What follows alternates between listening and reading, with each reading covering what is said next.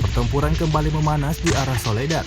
Rekaman yang diunggah di kanal Telegram @kadirov95 pada Senin 19 Desember 2022 tersebut memperlihatkan aksi dari pasukan khusus Ahmad Chesna saat menghancurkan posisi benteng Ukraina lainnya. Karena upaya perlawanan yang gagal diketahui angkatan bersenjata Ukraina menderita kerugian yang signifikan. Disebutkan dalam narasi unggahan sekitar 10 orang prajurit Ukraina tewas di kawasan tersebut. Namun diketahui bahkan lebih banyak lagi yang terluka.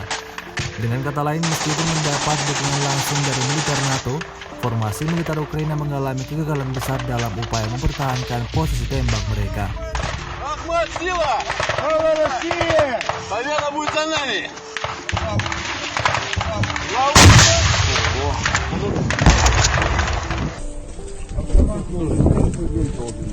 Под ним?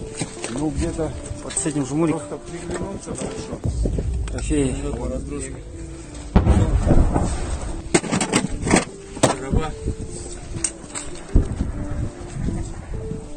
Вот еще трофей. Трофейчик.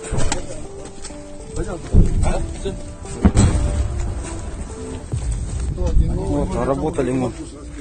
Так, вот сейчас здесь покажу.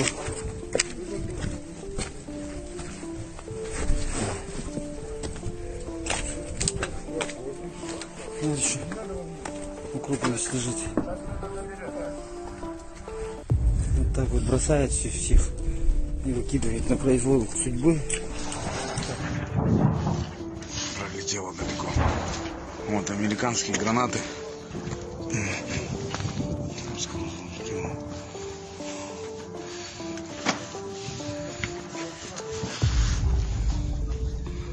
Укроп. Rusia melaporkan 344 pesawat Ukraina, 184 helikopter, 2.676 kendaraan udara tak berawak, 398 sistem rudal anti pesawat dieliminir sejak awal operasi khusus. Sementara itu dari kubu Kiev, Kementerian Pertahanan Ukraina melaporkan 590 tentara Rusia dieliminir dalam 24 jam terakhir. Total 98.280 prajurit Rusia meninggal sejak awal konflik hingga hari ke-299.